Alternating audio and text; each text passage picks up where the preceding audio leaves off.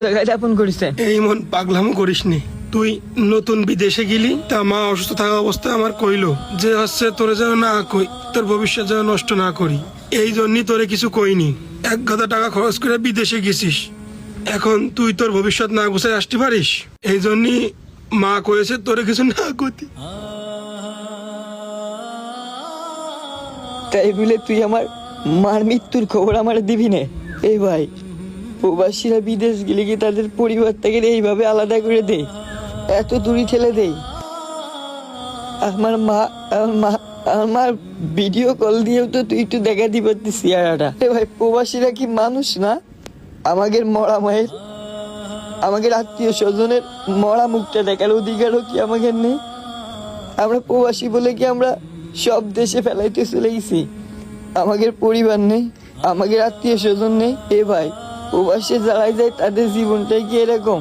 সব প্রবাসী কি তার পরিবার থেকে আলাদা হয়ে যায়? আমরা যেই এই দেশেই সেই কি তোরা আমাদের পর করে দিস? আমাদের তো কত কষ্ট করে প্রবাসে থাকা লাগে। আমি যতদিন অসুস্থ থাকিছি চটপট করেছি, আমি আমার মার কথা চিন্তা করেছি। আমার মা যখন আমার সাথে একটু কথা কয়েছে, আমার কয়েছে ওষুধ খাতি এই করতে এভাবে চলতি, আমি সুস্থ হয়ে গেছি। এবার এই 2 মাস হতে গেল আমার মা মারা গেছে, তোমার কোষ নি। এখন যদি আমি তোর কাছে জবাব চাই আর মা আর আমি দেখবো, তা তুই দেখাতে পারবি? আমার ওই মার মুখটা আমি দেখাতে পারবি? এ ভাই, প্রবাসে গেলে টাকা উপার্জন করা যায়, কিন্তু ওই টাকা উপার্জন করাতে যায় তুই আমার মার শেষ মুহূর্তটুকু তুই আমার কাছ থেকে কেড়ে নিলি।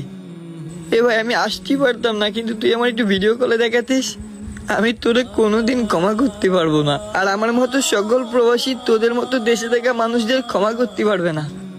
যারা দেশে থেকে প্রবাসীকে কষ্ট বুঝিস নে, প্রবাসীকে ইমোশন বুঝিস নে, প্রবাসীকে যে পরিবারের প্রতি ভালোবাসা, এর মূল্য বুঝিস নে, তোরা শুধু নিজেকে এটাই বুঝিস। এ ভাই, আমি আমার মার কবর না দেখে আমি ঘরে ঢুকবো না, তুই থাক। দাঁড়া, যাস না ইমন, দাঁড়া ভাই দাঁড়া।